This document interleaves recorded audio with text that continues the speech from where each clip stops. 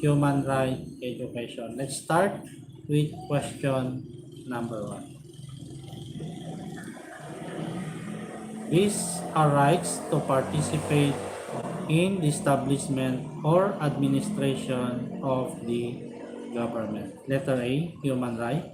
Letter B, civil right. Letter C, political right. Or letter D, all of them.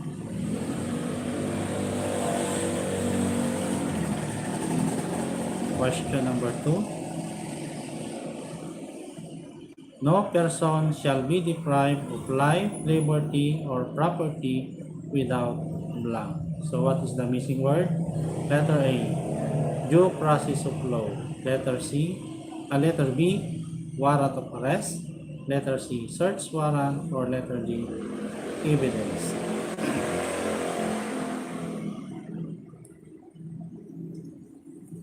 Question number 3. Rights appearing to a person by virtue of his citizenship in a state or community. Letter A, human right. Letter B, civil right. Letter C, political right. Or letter D, all of them.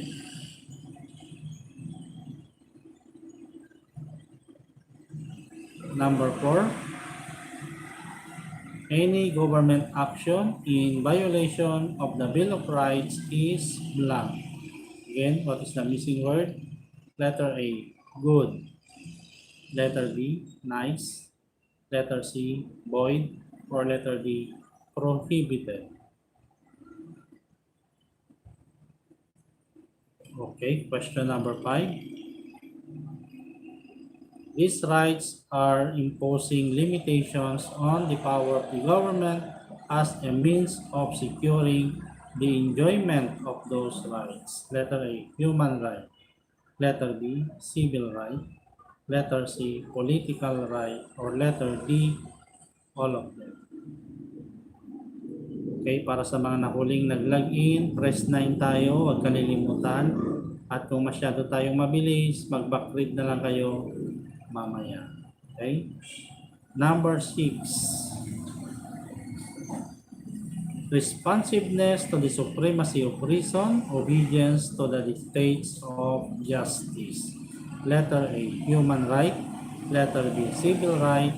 Letter C, political right. Or letter D, due process of law.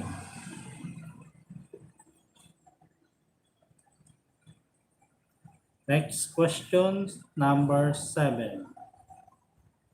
Human rights are granted by the government. Letter A, true. Letter B, false. Alright, number 8. Human rights are the basic rights and freedoms that belong to every person in the world, from birth until death. Letter A, true. Letter B, false.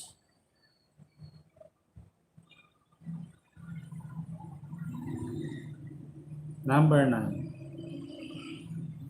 Civil rights are rights to participate in the administration of the government.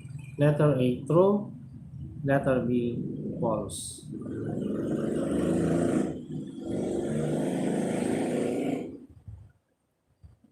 Number 10. No person shall be deprived of life, blank, or property without due process of law. Letter A, person. Letter B, human. Letter C, liberty. Or letter D, freedom.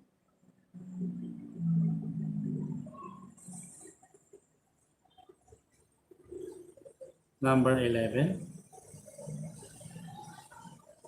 If the occupants or any members of the family of the place to be searched is absent, what is required by law to make a valid search? Letter A, at least inform them that search is done. Letter B, a witness. Letter C, at least 2 witnesses living in the same locality. Or letter D, all of them.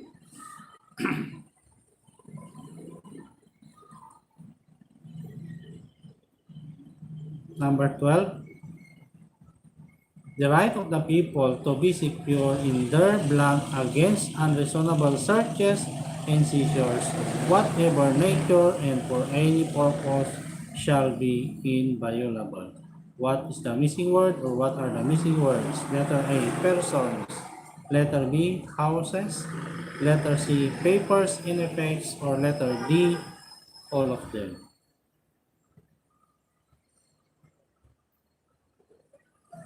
Number 13. The property illegally seized will be returned immediately. A, true. B, false. C, may be true. Or letter D, may be false.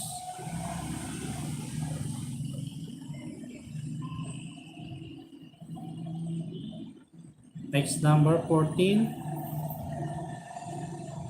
Religious test is required for the exercise of civil or political rights. Letter A, true. Letter B, false. Letter C, may be true. Or letter D, may be false.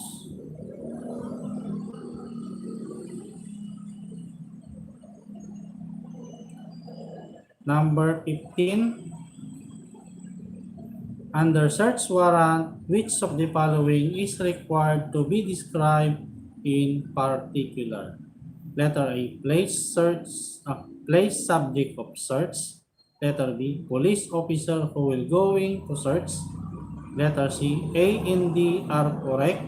Or letter D, time in the execution of the warrant.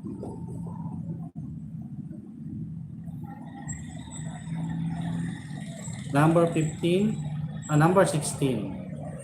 Okay, number 16 na tayo.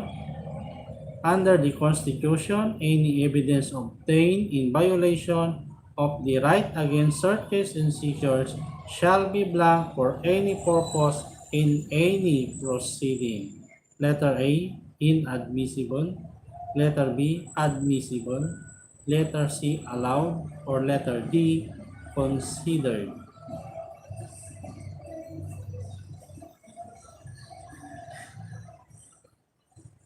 Next, number 17. The privacy of communication in correspondence shall be inviolable except letter A, upon lawful order of the court. Letter B, when public safety or order requires otherwise. Letter C, when it is necessary. Or letter D, during election period.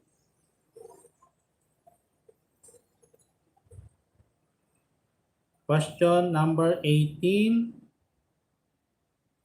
The right of the people to information shall be recognized. Letter A, when required by the court. Letter B, when it is of public concern. Letter C, when it involves private property. Or letter D, all of them.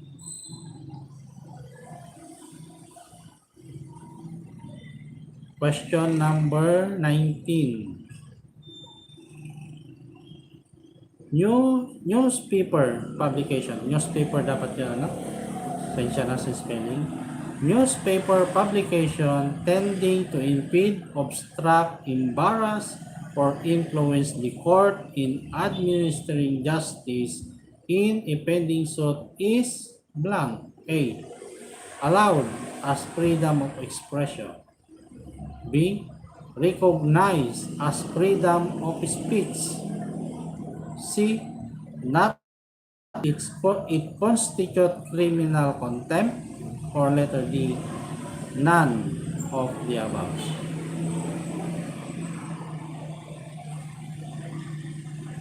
Number 20.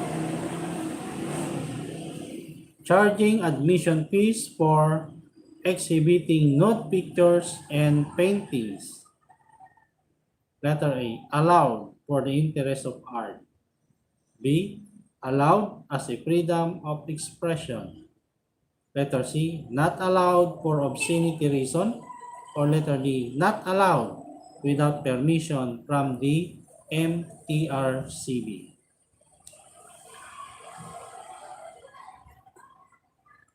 Number 21. The right to privacy of communication and correspondence against the wife who went to the office of her husband and took documents. Okay. Excuse me, bye. Sakit ni karabuguban. Okay, ulitin natin. 21. The right to privacy of communication and correspondence against the wife who went to the office of her husband and took documents consisting of private communications with his paramour. A. Yes, may be invoked. Letter B. No, such right is not allowed in that situation. C. Yes, allowed when there is a warrant of arrest. Letter D. None of them is correct.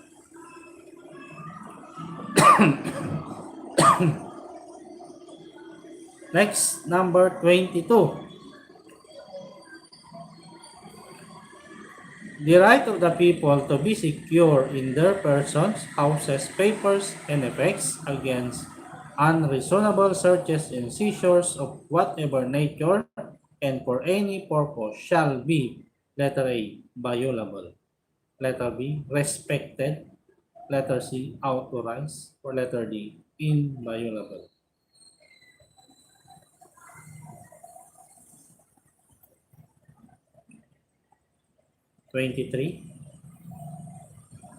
Under the Constitution, who is only authorized to issue a warrant?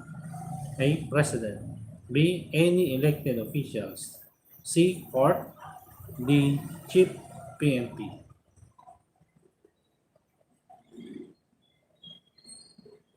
24. Solicitations for religious purposes are letter A. Allowed under religious freedom.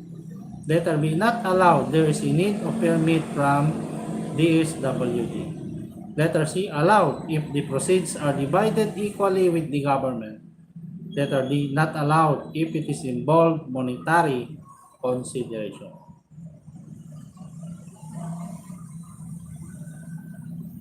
Next, number 25. No person shall be deprived of life, liberty, or property without blank. Letter A. Due process of law. Letter B. Court order. Letter C. Permission from the government. Or letter D. All of them. Okay, so natapos na natin ang ating self-evaluation. Sa mga hindi nakakuha lahat ng katanungan, mag-backread na lang kayo. And get ready to submit your answer not later than 10 o'clock tonight. Okay, so ang deadline natin, alas 10 ng gabi.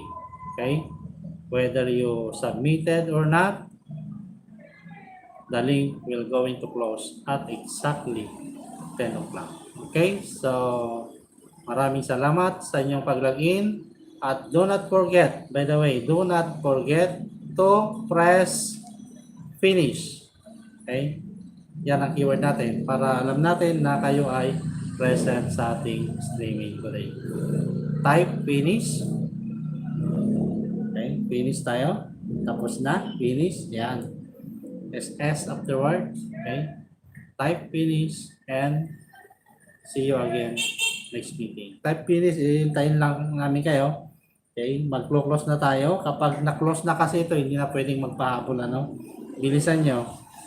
Hanggat maaari, 2 beses yung banatan yan kasi baka hindi nyo makita kaagad, hindi nyo na ma-SS. Okay? 2-3 beses nyo banatan bago tayo mag-log out. Kasi kapag nag-log out na tayo, hindi na i-accept yung finish ninyo. Okay, finish. Okay, last 1 minute. Last 1 minute. Finish na tayo. Finish. Alright. So, time is up. Everybody already typed finish. Okay, so see you again next meeting. Okay.